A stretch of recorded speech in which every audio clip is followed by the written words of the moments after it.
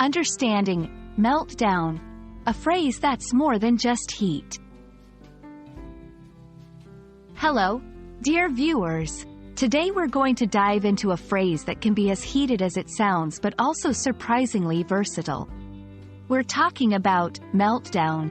Whether you've heard it in a movie, read it in a book, or came across it in a conversation, understanding this phrase is key to mastering the nuances of the English language. So, let's unpack its meaning and use together. When we think of melting, we usually picture ice turning into water or chocolate becoming gooey. The phrase, melt down, in its literal sense refers to the process of something solid turning into a liquid through heat. This is a term often used in contexts like cooking or chemistry.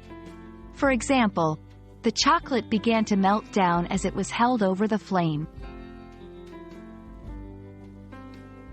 Moving beyond the literal, meltdown is commonly used in a figurative way. When used to describe a person, it means that they are experiencing a loss of emotional control, often due to stress or pressure. It's like their composure is melting away. For instance, after losing the game, the player had a meltdown and couldn't stop crying. In social and cultural contexts, a meltdown can describe a situation where things go wrong due to a failure in operations or management, not just individuals losing their cool. It's used to describe companies, stock markets, or even governments facing a crisis. For example, the company experienced a financial meltdown due to the scandal. It's also important to understand that meltdown can convey a range of emotions.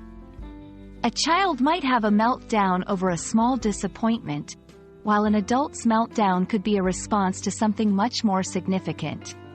The intensity can vary widely, from a minor outburst to a full-blown emotional collapse. Let's put our knowledge into practice. Here are some examples of how to use meltdown in a sentence. The actor had a meltdown on stage when he forgot his lines. I almost had a meltdown trying to meet the deadline. The political scandal led to a meltdown in the government. And that wraps up our exploration of the phrase, meltdown. We've seen how it can be used literally and figuratively to express a wide range of situations involving change and loss of control. Next time you come across this phrase, you'll know exactly what it means and how to use it. Thanks for watching, and we hope this video has melted away any confusion about the phrase, meltdown. Stay curious, and keep learning.